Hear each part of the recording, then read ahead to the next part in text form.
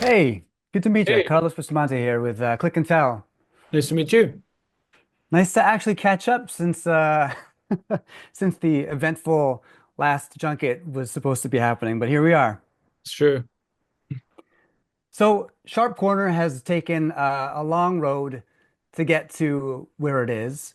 I'm curious about, over the dozen or so years from the conception of this movie to releasing it, what were the twists and turns that made you think maybe it wasn't going to get there? Um, well, yeah, it seemed like it wasn't going to get made, really. Started writing the project in 2013, so yeah, a dozen years ago. And I had put it down. I was hired to work on a miniseries, and I put it down. I hadn't found the right producing partner at that time. So worked on something else for about 4 years, and then that project didn't go forward. And so then I sort of blew the dust off of Sharp Corner and then uh, found Paul Barkin to be my producing partner. And then the pandemic happened. And then there were some strikes in Hollywood that happened. And so there was a lot of obstacles between, I would say, 2018 when we decided to work together, myself and Paul, and 2023, which is when we went to camera. Given everything that you went through to get this film made, what would be your best piece of advice then for aspiring filmmakers that have an original idea? I would say don't give up. I mean, I think often the filmmakers that succeed in the end are the ones that are stubborn and don't give up on the dream. There were many moments on this that I really felt like I had to let the option go in the story and just sort of move on. And but we just stuck with it. And yeah, there were obstacles every step of the way. There were moments in pre-production where it didn't seem like we were going to get this up on its feet. Somehow we did. We succeeded, and here it is, about to hit the screens in 3 days. It's amazing. And, you guys had your premiere at TIFF, I believe, last September, right? Between that time and now, where you're sitting, where you've got 3 days until the premiere, how do you feel about the film now? Do you get nerves about the idea of a wider audience watching this? I do, but because we've traveled to festivals, I have a pretty good sense of of the audience reaction. I mean, it might be a little bit different because it's going to go more wide. Um, but I think all artists do. I mean, it's healthy to move on. It's healthy not to like stay rooted in in the past and reviews and what people have to say. But we make the movies for people to see, so obviously that matters. When, for you, is a movie finished? Like with this one, when did you know it was ready? Um, well, it was right before TIFF.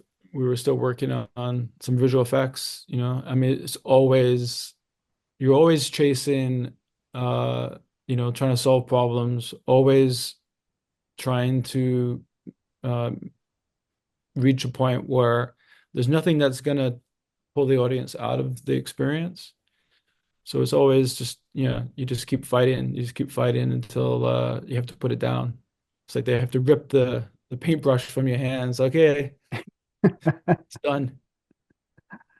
So, with Click and Sell, we like to tell stories through images. So, I'm going to show you something, and I want to get your thoughts, your take on this image right here, this gentleman in front of you, and this moment actually when you were filming this. To me, there's, you know, knowing where it sits in the movie and looking at that expression, there's a million things going on in that expression with all the lead up that you've got to that moment. But can you tell me about actually working with Ben in there and filming those moments like that with him? Yeah, that sequence was pretty early in our schedule, even though in the movie it takes place it's at the midpoint. It's the midpoint of the movie is what I call the midpoint climax. And Ben was great to work with. And there's a lot going on in that expression because he feels he's like taken in the horror, but also feels like he's missed out on the opportunity to insinuate himself more than he can at that point because he shows up late to the car accident. So there's a lot going on there. There's a lot going on behind his eyes. I think he brings that. I mean, that's one of the great things about Ben Foster is what makes him so watchable is that you can see you can see the thought process, but there's also a mystery there. You don't know exactly what's going on with this character, and I think that's what makes his performance so compelling. Yeah, there's a lot going on behind the eyes when you're watching any given moment in this. And you're really, at least for myself, I remember being drawn to wanting to know what was going on in Josh's mind each and every moment that these things were happening. Um, b- what was it like to actually find the right person? Like, was Ben the one for you when you were initially coming up with this character? Ben was on our list. I mean, for a movie like this to get financed, you need cast with a certain market value. It's based on pre-sales, international pre-sales. And so Ben was on our list. He was one of the actors that would work for financing. And at one point he wasn't available, and then he became available. We were looking at the spring, but then we had pushed to the fall of that year, and he became available. And luckily he responded to material. He wanted to do something a bit more comedic. And although this isn't um, an overt comedy by any stretch of the imagination, there's something darkly comic about it. And he wanted to bring that physical aspect to the performance that is absurd and darkly comedic. And he's a fan of Buster Keaton and also a fan of De Niro's performance in The King of Comedy, Rupert Hmm. Pupkin. And so he was interested in doing something that he typically doesn't get asked to do. He usually plays henchmen and often is number two on the call sheet, and he's sort of been known to play a certain type of character, and so this gave him an opportunity to play somebody a little bit offbeat. Yeah, I thought the two tones in the film was really intriguing because when you look at it from the outside, if you read the description of it, it's very, very dark.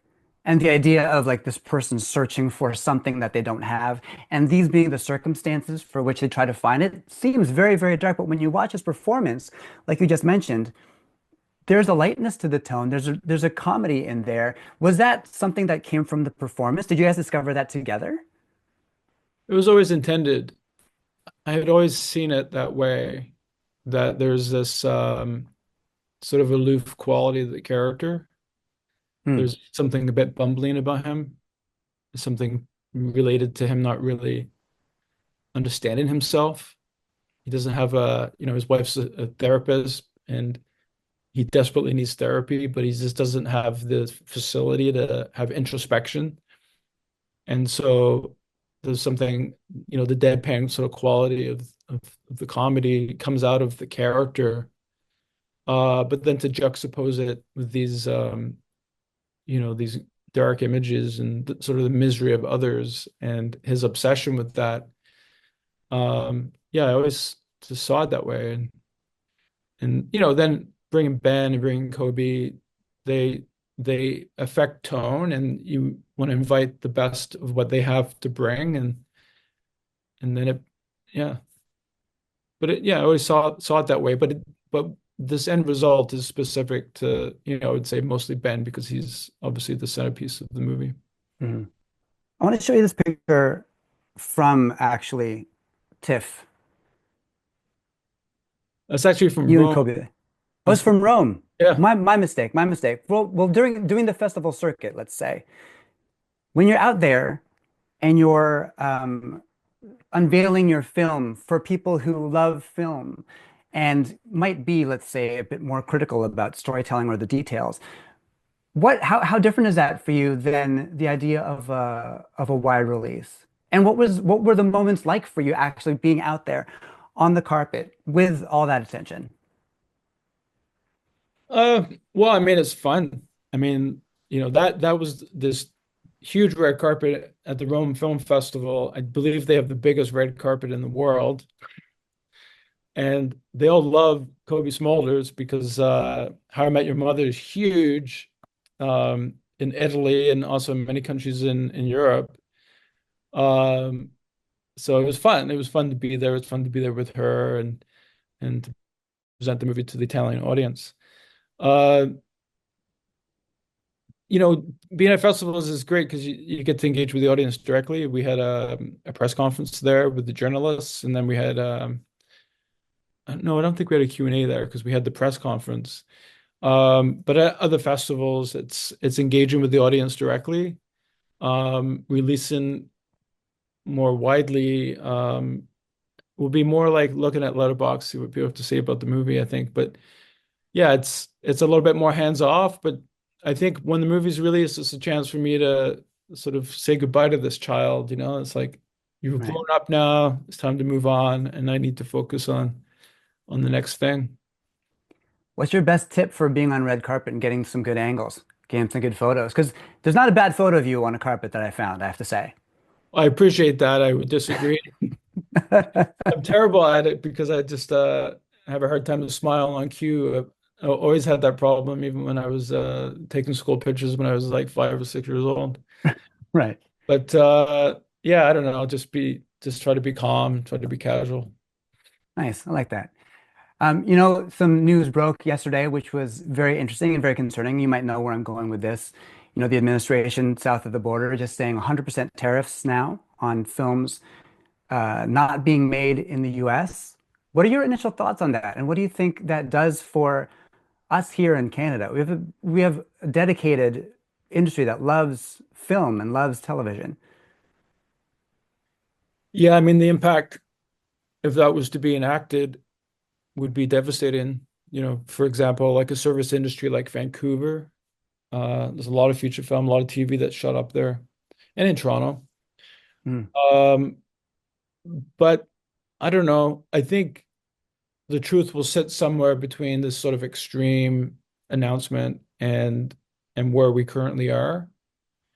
I would say that the the country and the economy that's going to suffer the most is the American economy with regards to the film business because Hollywood is benefits more greatly than from other countries and vice versa.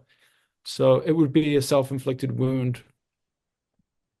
So I feel like there's going to be so much pushback with studios and streamers within the United States. And it's like it's so vague. And how would you sort of administer what's it based on? Is it based on the price that a distributor is paying to bring it into the US? Is it based on a production budget? Like what are the metrics? There's so many. It's so vague. Um, we'll see. It's disturbing. it's disturbing. Absolutely. Well, Yeah. thank you so much for the time. And I'm in love with the movie, by the way, just Oh, to get thank that you. out there. So yeah, thanks a lot. Good talking to I you. Take care. appreciate it. Yeah, take care.